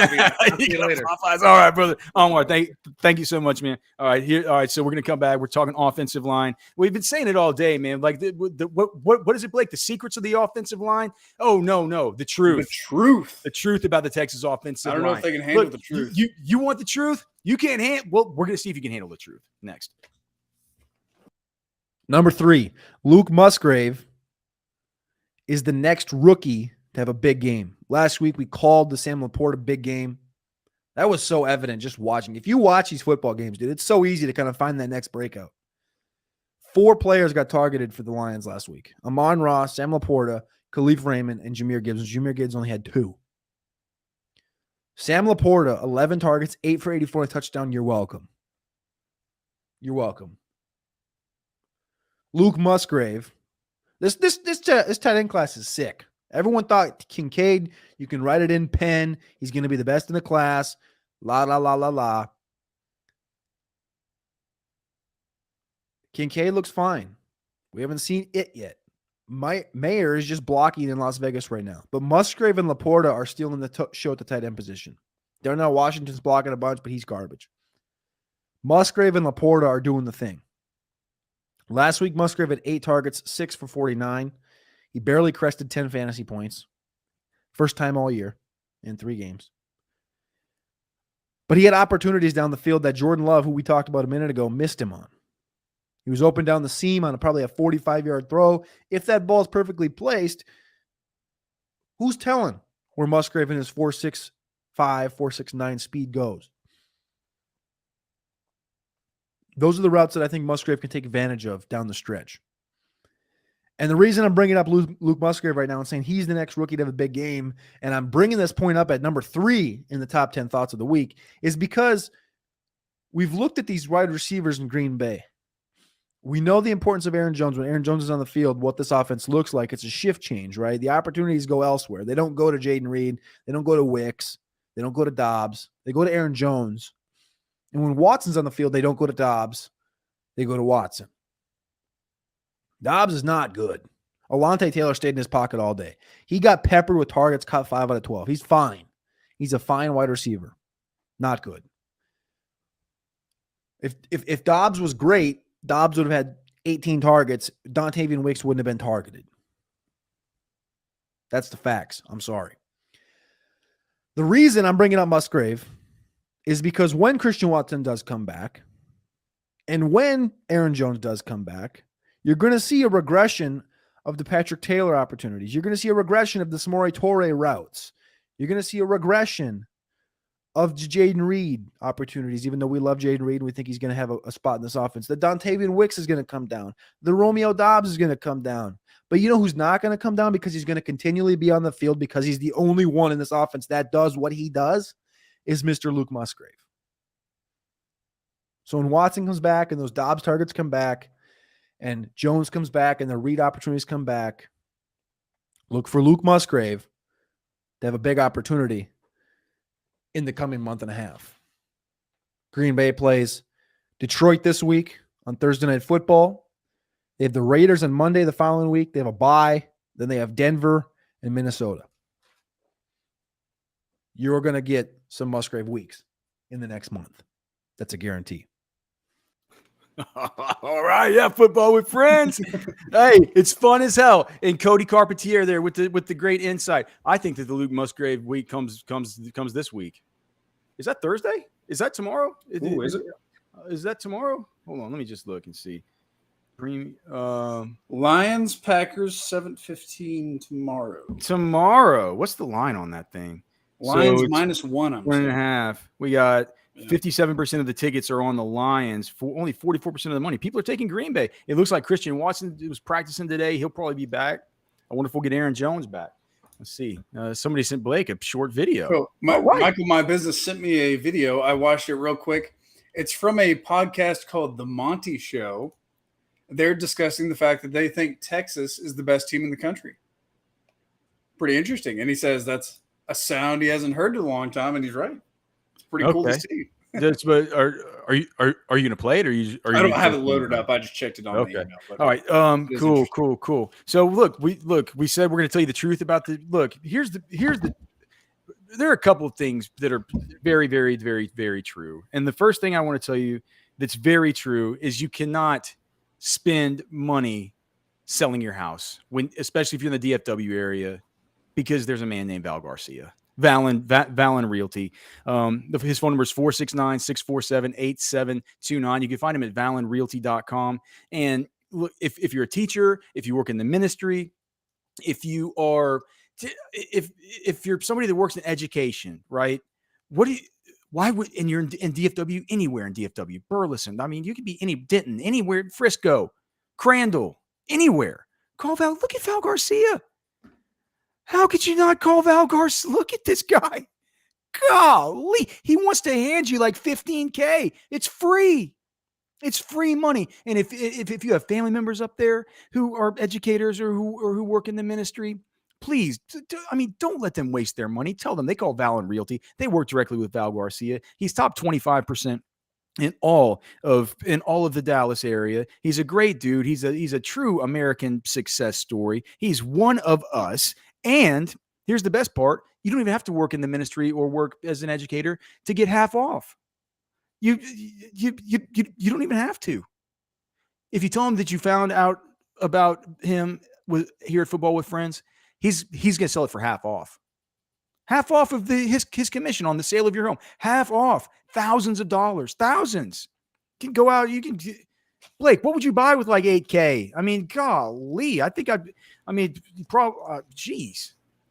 probably. Do you know what I do? I would pay off my current ATV, sell it, and just and go get a new one.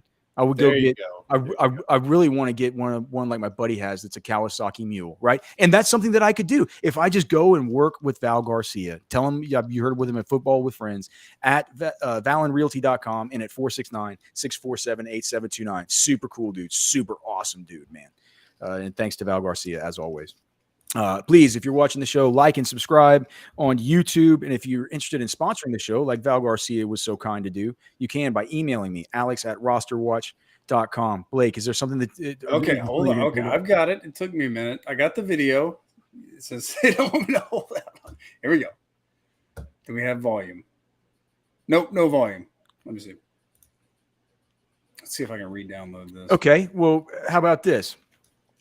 What about we talk about the truth about the Texas offensive line? Ooh. Okay. And then here we go. There's Texas. Hold on. And my friends, I know you hate it. We talk about it every week on the show. Hate to break it to you. Who's the best team in the country? It's Texas. It's not Georgia. It is not Georgia. It sure as hell is not Florida State. It is the Texas Longhorns. And there you go. Best in the country? That's what they're saying on the Monty Show. Woo! It feels good, don't it? Hey, people out here saying, they're talking about Texas best in the country. Come on, man. That kind of stuff's fun. That kind of stuff's fun. Do you know what's the most fun about it? You know what's the most fun about it? It's about how it just makes about how it makes like Baylor fans and all their blood just boil to hear this. It's the first thing. Why is it the first thing that I think about? I hear Texas is joining the SEC. I don't even care that the school I went to college at is moving to a much better conference and stuff. The first thing that my mind goes to is, oh my God, Baylor's so screwed. But it does, man. That makes other people. Let's see. Cody saying the rumor DJ Campbell is a bad DJ Fluker. Who's saying that DJ Campbell's a bad DJ Fluker? That's not true. The truth. Jones and Banks, top 12 picks. Well, ooh, that's hot. Jones and Banks were the best players for the Texas Longhorns this last week. Here we go. Let's talk about the deep dig. So here's how the grades looked for this last week. I'll just go over them first, and then we'll get down to what sort of went into them. I'll pull up the deep dig grading scale so you guys can just kind of see this for those who might be, new people watching the show every day, Blake. I get messages, people like, hey, man, I didn't know you had a show. I'm like, I've been on a month, man. They're like, I just found it. Here's the grading scale. So I got to go to this link. I go to this link. I click on this. I share it. Wait, is that the right one? Is this the right one? There you go. All right. And I believe Michael My Business is correct that Val Garcia did sell Chuck Norris's house. That is correct from what I Oh gosh, yeah. I mean, that's certainly that's certainly something that he might do. Can you see this, Blake? I mean, is that it's yes, like I can see it. Let us know in the chat if that's big enough. Okay. But all right, so I'll go now and I'll go read the grades. Okay, so this week we have in our drafts here. Okay, so this week, what we had, Kelvin Banks played 58 snaps. He allowed 1 TFL. His deep dig grade on that scale was a 78.45. Hayden Connor played 55 snaps. He allowed 1 run stuff. He allowed 1 quarterback hit. His deep dig grade was a 75.36. Jake Majors played 55 snaps. He allowed 1 pressure. He had 1 snap infraction penalty right at the end there when Texas could have. That game should have been 45-6.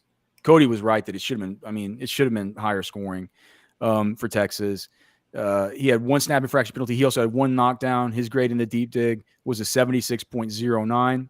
We're looking at the grading scale, by the way. Is that what? Yes. Okay. Yeah. I want people to know when I'm saying 76.9, 77.5, all that stuff like that, what that means. DJ Campbell played 60 snaps. He allowed 1 run stuff. His deep dig grade was 77.33. Good for him. Good for DJ Campbell. Christian Jones played 54 snaps, 1 TFL, 1 knockdown. His grade was a 78.33. Okay, so what does all that mean? That means we had an offensive line where the worst performance was by Hayden Connor that was perfectly acceptable, slightly better than what you expect from baseline, right? And so what do we talk about whenever we get the baseline that's just fine? Like typically what we really liked to see was the game versus Alabama, where you got the elevated baseline into that 76.5, something like that. And then everybody else creeping up into the 78, 79.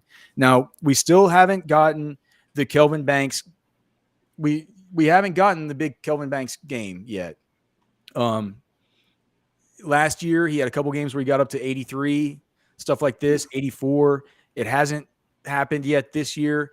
I feel like it's going to come because what's happening with this, it's really interesting if you look at the snaps per disruption allowed, right? And so let me just go here and I'll share the snaps per disruption allowed, and we're here to talk the truth about this, right? We're here to tell the truth about the Texas offensive line.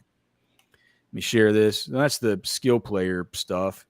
So we'll go to the snaps per disruption allowed. So right now we have, as far as allowing disruption on the season, Christian Jones is still on the top right here, allowing disruption at an absurd once every 60.75 snaps. Kelvin Banks is creeping up, dude, 41.17. He's now back ahead of Jake Majors. Jake Majors is sitting at 40.67.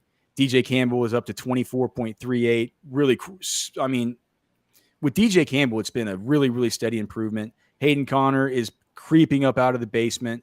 Hayden Connor's had a tough year.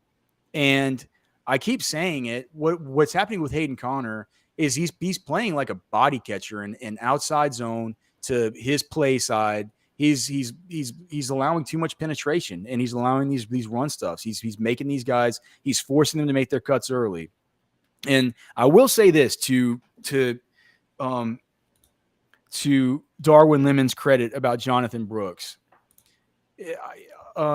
As of right now, just the way he's playing right now, and I think it has to do with his I think it has a lot to do with his confidence and is more confident in his health than maybe CJ Baxter is right now. Because obviously, if CJ Baxter did come into the season ahead of Jay Brooks, it would feel like when you get to a week like this, wherever he's actually playing in the game, they should be probably pretty close to one another as far as their participation, as far as their snaps. But that wasn't the case this week. We'll talk more about the skill guys tomorrow. But look, 42 snaps for Jay Brooks, 13 for Baxter, 70% versus 21.6%. He's not back up to health. So I do think that some of this stuff does have to do with the fact that Brooks is more healthy, more confident, in his cuts, especially off of his left leg. I'd be interested if CJ Baxter, whether it's a left leg, because it does feel like when they're flowing to the left is when these issues occur. Maybe I've only noticed it when they're flowing to the left because Hayden Conner's had such an issue with allowing that play side penetration up his play side shoulder. But Brooks right now looks like he has better intuition, vision, and just sort of feel for navigation through the first level. And it's just kind of the way it is. He doesn't. I don't think he accelerates quite like CJ Baxter. I don't think he's as flashy or quite as twitchy, but I just have no other way of saying it except he looks a little bit more natural. Feels like he kind of sheds better. It feels like he could, he comes in, he comes into there. He just seems like he's more comfortable just kind of shedding through his hips and just navigating these run lanes and being more creative in space. So whether or not that has to do with, that's a Jonathan Brooks, CJ Baxter conversation. But the reason I've noticed it so much is because Hayden Conner has just had. Look at this. He's allowed 9 run stuffs this season. 9. It's really bad.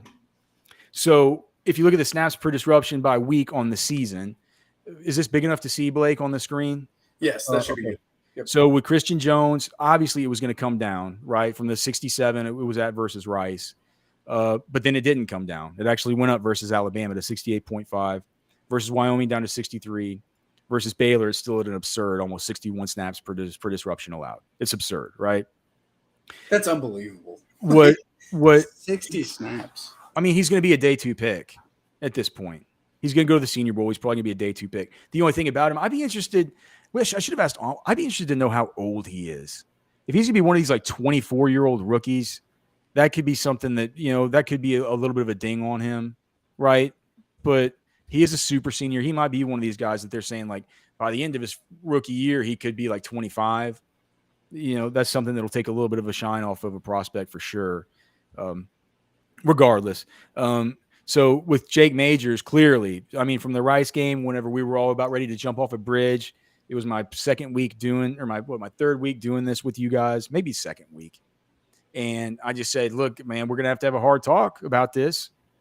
We're going to have a hard talk. And, this is the first of many that hopefully I'm blessed to have if I have this audience for any reasonable amount of time. But the interior of the Texas offensive line is going to be an issue. They were miserable, just miserable. Look at this.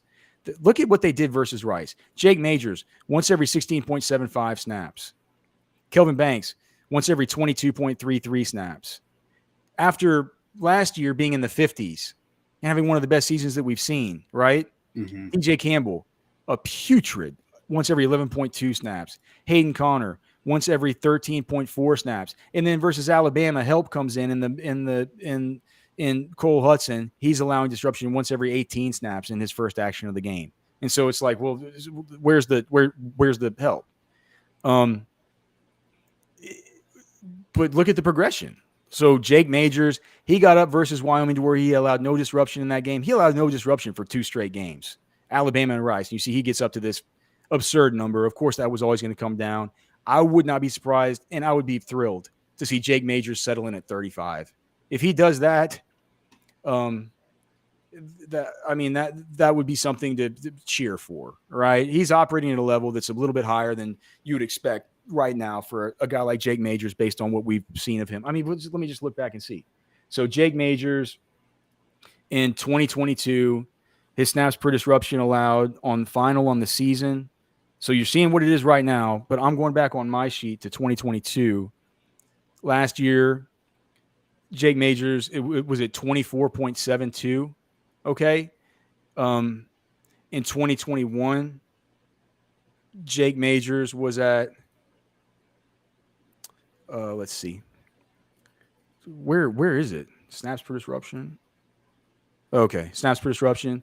In 2022, he was at, or 2021, I'm sorry, he was at 28.45. So 28, 25, stuff like that. He's up at 40, almost 41 right now. If he can settle in at 35, that's a super good step forward. It shows good development. It shows that he's improving. And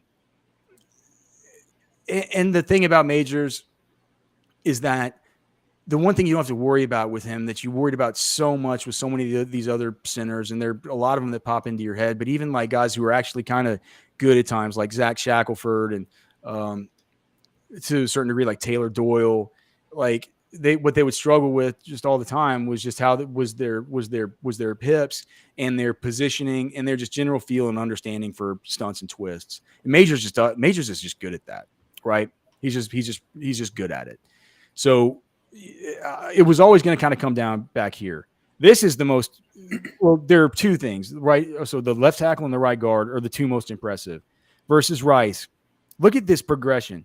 22.33 snaps per disruption allowed for Kelvin Banks versus Rice. You go into Alabama, you get a bigger sample, 27.4 snaps. You get into Wyoming, bigger sample, 37.8. You get to the Baylor, you got all the sample of 4 games now. He's sitting at 41.17. So look at this. I mean, it's a great progression. And now DJ Campbell started out much lower. He started out at where half, he was allowing disruption twice the amount that Kelvin Banks was, but it was miserable, right? Kelvin Banks to start out the season, that's not 22.33 is not good compared to his historical precedent, right? 11.2 would have been the worst of all the, the 69 tenures of at least 100 snaps for this offensive line that I've charted and I've graded through the whole time that I've been doing this. And so he goes from 11.2 now up to 18, then up to 19.29. Now he's up to 24.38. 24.38, like we said, with Kelvin, it's not good for Kelvin Banks, right? But for DJ Campbell and his first real starts, like if he gets up to this 25, 26, 27, 28, I mean, we're cooking with grease, considering the fact that he grades well despite allowing the disruption. He does great things. He has great plays that occur outside of this of the plays that he gets great. Basically, the only negative plays that DJ Campbell gets are plays where he allows like a TFL or he, what I'm saying? He does. There are other plays where he kind of loafs a little bit and stuff, but it's like it doesn't happen often. It's not like it used to be with, say, a Kent Perkins whenever he was playing right guard, wherever there would be plays where you'd say, oh my God. And was what the NFL would say about him. They would say there are plays where you just say he's got these long arms. If he gets his arms on you, he can drive you off and stuff. It's like, you're seriously dead. You're in absolute trouble. But he would loaf, right? There were plays where he would just loaf. I'm not saying that DJ Campbell would like loaf like that, but it reminds me almost of similar to Kent Perkins' senior year in that there's this level of play that he exhibits that you say, my God, it's like it's very, very high level. And to be honest, it makes me feel a lot better about my initial evaluation on DJ Campbell vis-a-vis Kelvin Banks, because as I've said before, and that I've admitted I'm probably wrong about, I thought DJ Campbell was the better prospect if I just had to pick one of the two. So take that for what it is. But it makes me feel better that we see these major flashes from him. And as the disruption begins to fizzle out and not be as big an issue for him as he gets more comfortable, if he's not allowing disruption, he's going to be scoring here's my prediction. Here's the truth. He's going to be scoring in the 79s, the 80s and stuff this year if he continues on this path. And it doesn't even need to be this sharp. He doesn't need to double this thing from game 4 to game 8 like he did from game 1 to game 4. He doesn't need to get it from 24 to 48. If he can just get it to where it levels off at like 28, he's gonna be scoring. He's gonna be scoring like a guy who, after one season, is gonna be a guy that's like an NFL team will look at it and be like, yeah, like we'll look at him as a priority free agent. It's like it's true. It's just like that's the truth. And then the thing with Hayden Connor. Starts out miserably just like everybody else, comes up a little bit versus Alabama, right? We talk about you got to get that one bad test out of your system. Then comes back down versus Wyoming with a bad game where he allows like what did he allow last week? 2 run stuffs, 2 pressures, something like that. I think he might have had a penalty. And then this week, he's back up to 17.43, which historically is not good at all. Right? So Hayden Conner is the one who's performing at the lowest level right now out of all of these guys. And I'm going to show you right now how all these guys compare historically. And this week, it's a much more optimistic picture of that than it was last week. And we're going to show you next.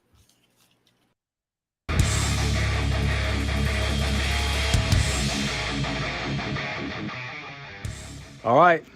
It's grilling time. And I'm going to give you guys a gift that you weren't expecting. And that's how to cook the best beef kebabs that you've ever had. And your family will love them. Your kids will love them. Your wife will love them. All right. Here's what you got to do. You go to H-E-B or Kroger or whatever it is. If you're a deer hunter, you can use backstrap for this, but I'm not sure I would do it because I don't want to use backstrap for this because I want volume. Okay. I want to get like 2 pounds of meat, and the meat that I want to get is either the chuck round that comes off the very top that's connected to the sirloin, or just sirloin. Just get like 2 pounds of like sirloin. That's like the best sirloin that they have there. It's going to cost you like $18.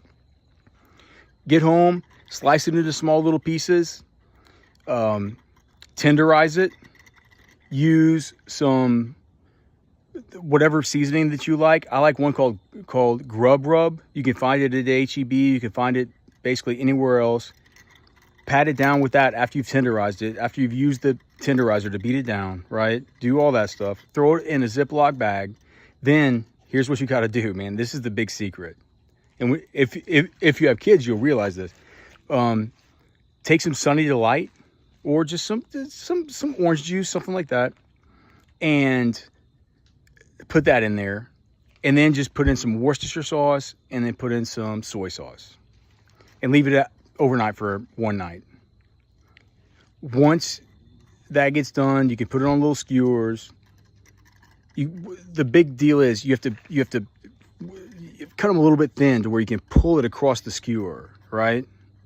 Pull it across the skewer to make sure that it's like it grills and it's kind of like an easy bite off of that skewer, not a big thick piece of steak. I'm telling you, your kids are gonna love it. This is how it looks. And also, your wife's going to probably want you to make some zucchini and squash. And so we'll do that too.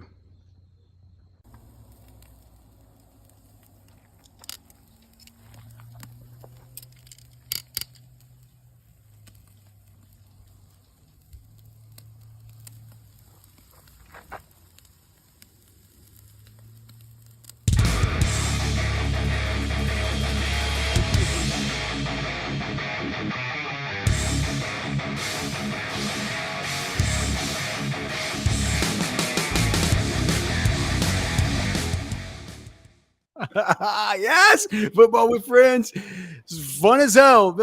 Paul said he better have a good response for allowing Sunny Delight and no candy on Halloween. I talked to Anwar about this earlier, man. Sunny D's fine. It's just like Gatorade. And it doesn't send your kids into the bad habit of being like a candy eater. You know what I mean? Right? Hold on, wait. Am I still sharing my Google Doc? It says stop sharing. Maybe I need to stop sharing this. You're good. I took it off. Okay.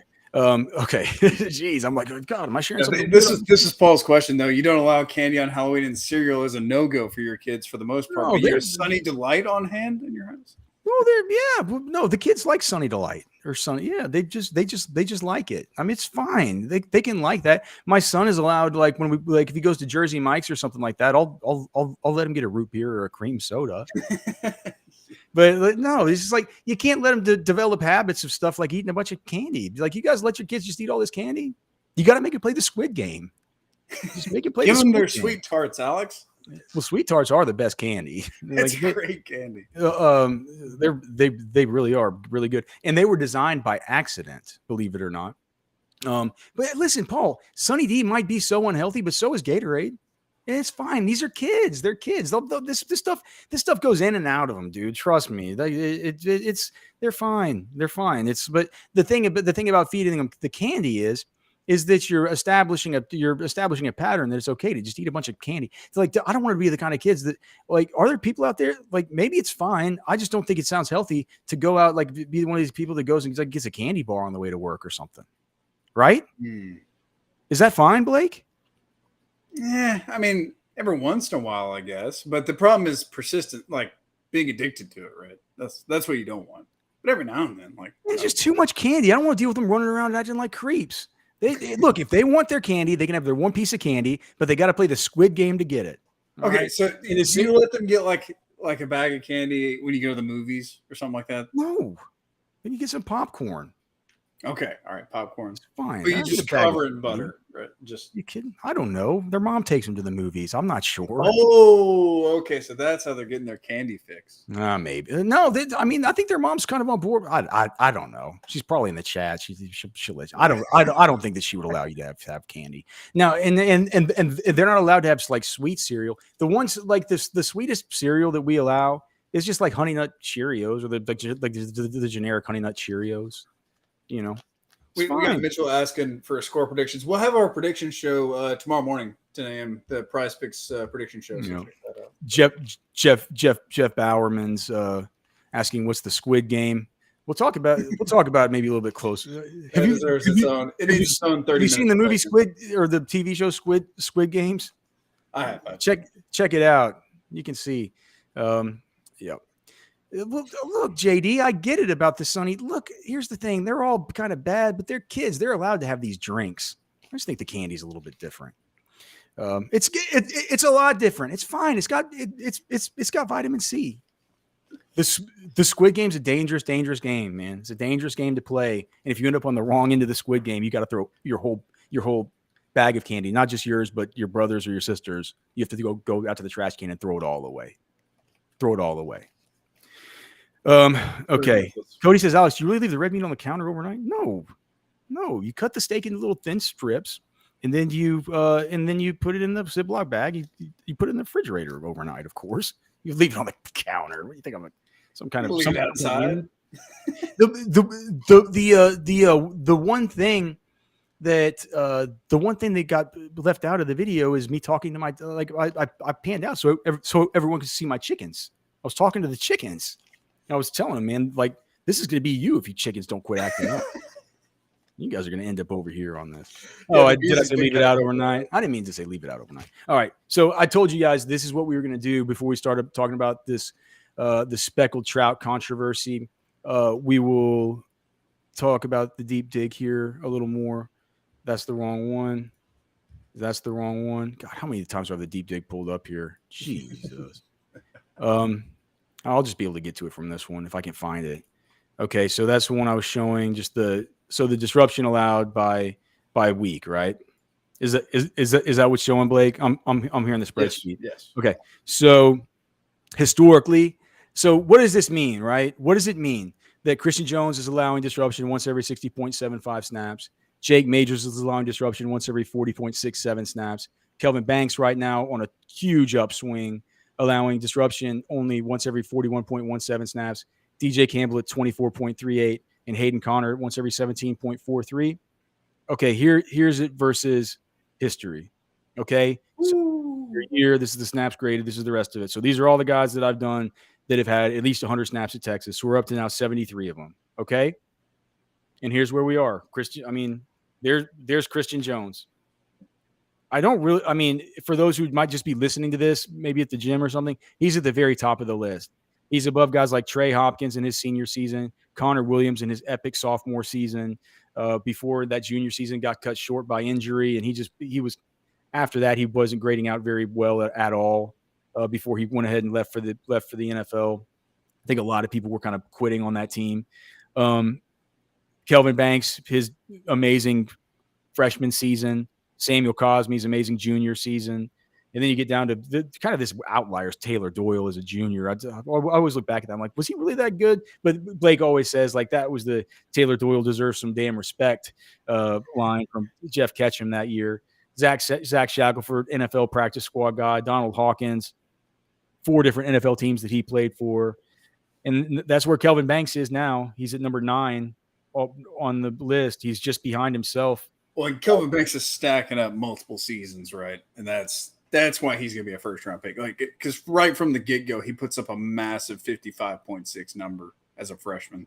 And we talked about Jake Majors. We talked about Jake Majors, how he's sitting at this 40.7 after 244 snaps. It's, I mean, where else? So he's been at the redshirt freshman. He was at 28.5. As a sophomore, 24.7. That's the only gradable. That's the only 100 snap samples of him. Like I said, if he gets up here and he's living, and if he's living in this thing like Connor Williams is a junior, right? Yeah. Hayden Connor, what, last year before he kind of is this Hayden Connor's junior year? It is, isn't it? Yeah. So Hayden Connor last year, whenever we were talking about how coming out of that year, saying, man, maybe he should start at left tackle. He had a big season, that kind of stuff. You get him up there around just even in some of the Samuel Cosme's sophomore year, even 32. Get him up here with guys like Anglau and Vahe. I think, Connor Williams is a freshman. Anywhere in here, it's like get that out of Jake Majors, and we're absolutely good. So the stuff with the tackles, we know that these are the NFL guys, right? These are the NFL guys. Jake Majors operating at this sort of higher baseline is super impressive. There's never been a team that I've been doing this where there have been 3 that are up this high, especially as the sample has gotten bigger and bigger and bigger. I mean, maybe in the first 2 years I did it, maybe, right? Because there's only 10 of those guys, right? So I mean, some of of course, multiple are going to be in the top 10, but it's just say since maybe the middle of Herman's tenure to the whole time Sark's been here. This is this is the truth. This is what's happening now. This is a good offensive line. And here's the craziest part. We haven't seen we're seeing like 80% Kelvin Banks, 85% Kelvin Banks right now, and it's still awesome. Mm-hmm. It's still awesome. Now you get down here to DJ Campbell, and yeah, man, he's a little bit farther down. But do you remember where DJ Campbell was to start the season? I'll show you where he was. Right now, he's right here. Let me just take this down to 100%. So DJ Campbell's right here. Guess where he was to start the season? He was right here. He was the very worst of all time. The very worst of all time. Through 4 games, he's worked his way up to here, and 195 snaps. It's incredible. If he keeps that up, and like I said, he's not going to double it, because if he doubles it, he'll be here. And if he does, I mean, Yahtzee, game over, right? Mm-hmm. But he doesn't even need to. It's just like continue on a similar progression. Obviously, it's going to be harder and harder to move up relative to the rest of the. You're going to be able to move up a lot more from week 1 to week 2 than you are from week 2 to week 3, than you are from week 3 to week 4, than you are from week 4 to week 5, because the sample size grows. So it's not reasonable to say that he'll double it over his next 4 games, because that's not how math works. But that's not how averages work, right? But well, your point about the sample size is what makes Christian Jones' number so crazy, that he sustained 60 through 4 games. That's shocking. I mean, it's like, but dude, and I said whenever he was at 67 after that Rice game, I just said, well, this is unsustainable, right? He's not going to be able to keep this up. And I mean, I was kind of right, because he's at 60.8 right now. But he's at 60.8. It's just like, he's doing it. Are you kidding me? The biggest issue, man, is Hayden Connor getting his hips, his hands, and just his play side shoulder cleared up in outside zone. He's fine in inside zone. It's fine. It's like it's the outside zone stuff. And I know that if I can see it, it's just so obvious to me. It's going to be obvious to Kyle Flood. And so that's the truth. This is the truth.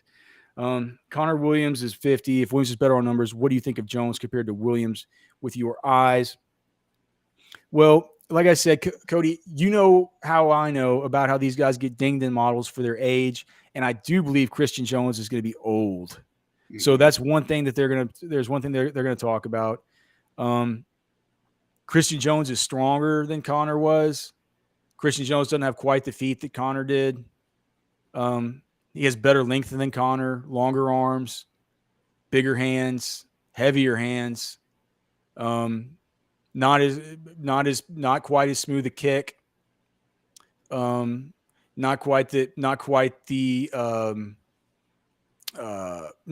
ability to set to depth, and then because with Connor, what it was is with Connor Williams, what it was is he would be able to set to depth, and the way that he was able to just always keep his hips up field and make it so hard. So I can just picture him in my head right now, just him gliding to set back to depth, and his hips are completely upfield. And like these pass rushers against him are thinking like, dude, he's set to the perfect depth to where if I try and speed rush him outside, he's gonna take me past this quarterback. If I try to convert speed to power inside, his hips are completely gonna displace my ability to do that. I'm gonna have to come up with some kind of weird ghost rush thing and be able to get him to at least take one step back with that right foot. For if there's any way that I'm going to be able to get by him with speed to power. So more tech, I guess a cleaner way to say that is more technical.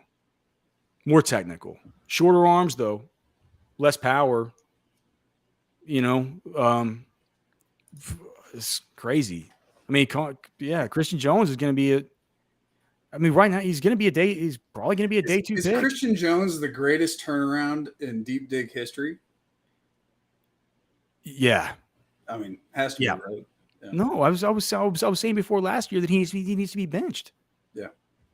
So, I mean, and look, I'm going to say things like that turn out to be wrong, but at least I'm giving you the data and I'm just talking it over. I'm saying I've watched them, I've watched it all, I've done the work. It's like I didn't ever want to do this and be like, that's why I started doing the deep dig. I don't want to be the guy that just comes and just spouts off an opinion about something without saying, like, people say, well, that's not true. It'd be like, well, actually, yeah, it is true. Have you looked at how many snaps it takes for him to allow a pressure, a quarterback hit, a sack, a TFL, a run stuff, or commit a penalty? Like, I have, and what that says is this. And if you just, if you get to watch him enough, you'll know that he gives up pressure versus this or that. It's like I wanted to be able to know those things before I come out here. Like I'm coming out here acting like I want people to listen to what I'm saying, and I want to be able to inform people correctly. And sometimes my takeaways from what I see aren't going to always be right. Clearly, they weren't right with Christian Jones.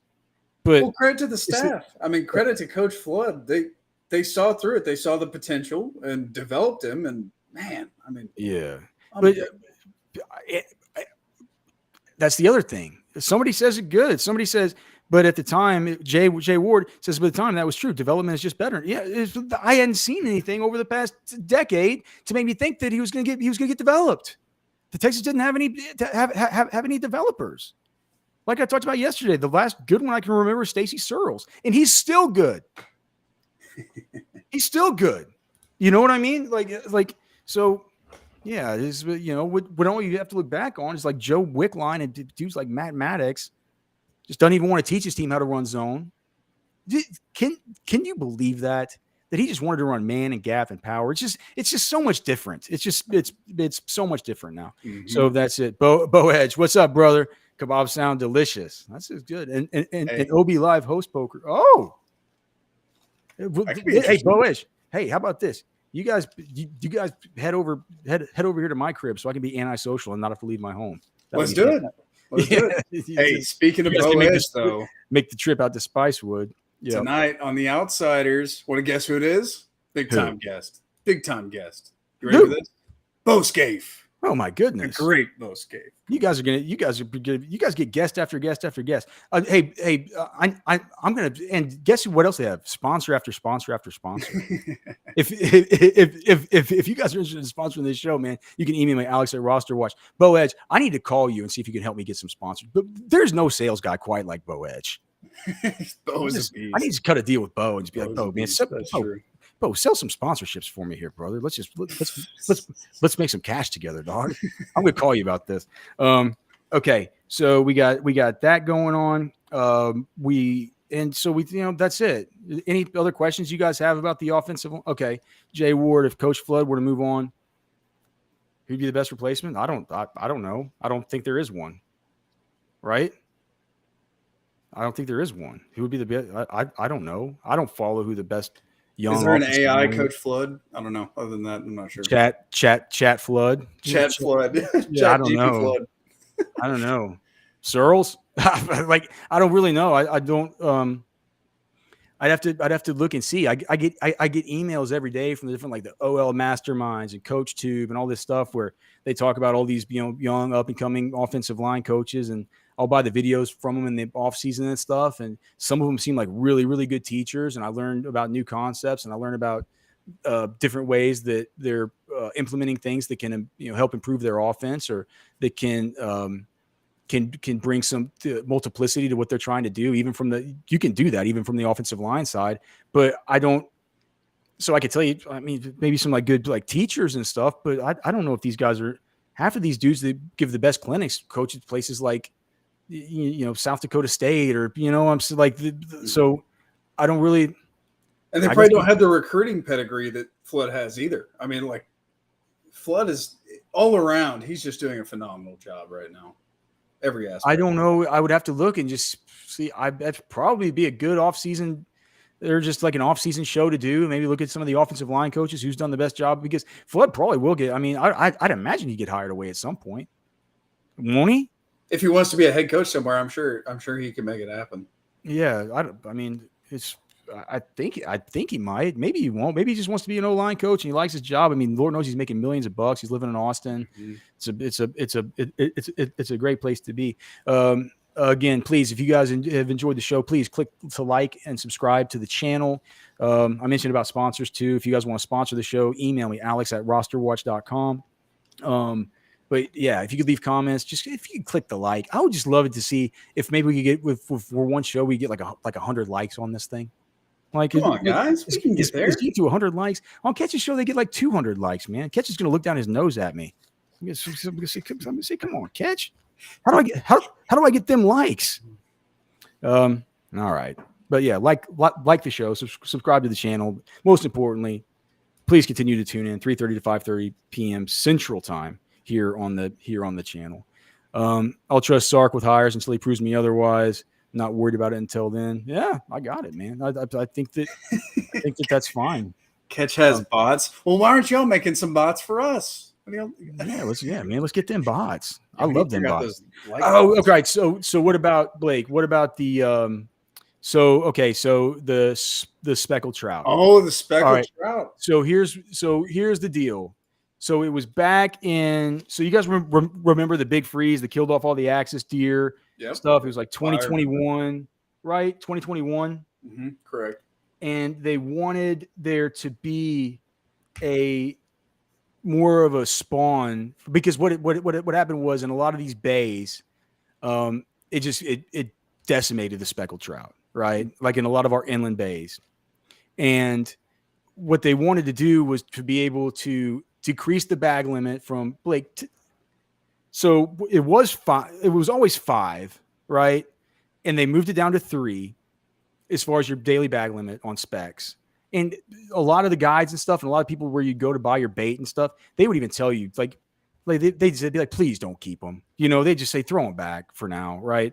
They made you feel like a real dirtball for keeping them for a while there, right? But it goes down from 5 to 3, and it used to be there wasn't Blake, has there always been a slot for specs? There's always been a slot for redfish, but I thought when I was a kid they just had to be 14 inches or bigger, right? At some point, as I was growing up, there became a slot where it was 15 to 25 inches was the slot. So they had to be at least 15, and then 25 they capped it at the top. But what it was your daily bag limit was 5, and if you got one that was over 25, you could keep your one, and you don't have to have a special tag like you do for a bull red or anything like that, right? Right. It's just if the game warden stops you, you're allowed. If you got 5 fish, one's over 25 inches, that's perfectly legal, right? Well, what they did was they changed it to limit of 3 after the big die off, and then they made it. They made the slot went from it was from 17. So it went from 50 to 17 and down from 25 to 23. So a tiny little 6-inch slot, and you can only keep 3, and you can't keep the extra one that's above the slot. Right. And so a lot of people, of course, were, probably kind of tilted about this. You know what's crazy? So I do most of my coastal fishing in Louisiana, down in the Venice area. And do you know what the trout limits are in Louisiana? What? Previous to this year, the trout limits in Louisiana were 25, and now they're coming down to 15. Isn't that crazy? The difference between the Texas coast and the Louisiana coast? Yeah. So what is it? I'm sorry. I'm just looking at my guy Corey Peacock here again. Not talking football. See ya. All right, man. Corey does that every show. You can get sorry, brother. I mean, it's like, come on. It's not like we just broke down the offensive line, trying snap by snap for the last hour. But. Sorry, like you're still our friend. I'm sorry. But so anyway, but what did you say it was in? I said in Louisiana, it was 25 was the limit for trout in Louisiana, and now it's going down to 15 as of like a few weeks ago. They just changed it. Yep. So so Oscar Lopez is saying, isn't it 14 inches? That it always was Oscar Lopez, and whenever I was a little kid, but it's at some point as I've been an adult, it went up to 15 inches. It went up to 15 inches. So and then they put the top end at 25, but they let you keep the extra one. Let's see so basically I got the email from BHA saying, all right, so on it just recently went back. There have been people saying, should it really have gone back? Right. And there are other people saying that what's true is that by state law, they can't just extend something without telling you beforehand that it could possibly be extended after the whatever time period's over. So what they're doing is they're taking public comment on it coming up in like 5 different locations beginning next month, right? And you can also email in to the Texas Parks and Wildlife Division and give your feedback on it. But so what this is, I looked on to CCA, and so this is what they say about the spotted sea trout situation. And basically what they're saying, what have I have Texas here. Okay, so interesting. Basically what it is. So, all right, so here's the data. Okay. So what's happened here. Okay. So according to the GillNet data in this CPUE that you see them reference is basically just the GillNet data, which is median catch rate per hour. Okay. And so these lines you see is 2021, 2022, 2023. And you see the different bays like Sabine Lake, Galveston Bay, Matagorda Bay, San Antonio, et cetera. Okay, so the bays that were not afforded the protection after the freeze were Matagorda Bay, and I believe was it Aransas Bay. So let's see, it was yeah. There's a lot. They say so basically, so here's what it is. It looks like everybody's doing better, at least. I mean, you were minus 15% in Sabine. Now you're down to minus 7% versus the yearly stuff. Somehow the Galveston, in the year that it was supposed to be the year where the juveniles came in and spawned, they get back to even. Now they're back down. Matagorda is still in trouble, right? Way down. San Antonio's still in trouble. But to me, like Aransas looks like it's great. 42% higher than the 10-year average. Corpus Christi Bay looks incredible. And it's weird that they look incredible because they had a big die-off, right? But they're saying that this one here in this one in Corpus Christi Bay and in the Upper Laguna Bay, they're saying that these large ones are due to a huge number of juveniles coming in. And so it's like, if to me, the answer seems pretty easy. And Blake, I'd be interested to sort of hear your take on this. But to me, why not just do it on a bay-by-bay basis? And just looking at this chart, absolutely you should. Keep the restrictions in place for Matagorda and for San Antonio, maybe for Lower Laguna, and for everybody else, just get back to the regular regulations. I mean, can we not compromise on something? Yeah, I tend to just looking at that chart. I think that makes sense. Yeah, that's all I'm saying. We're here to compromise.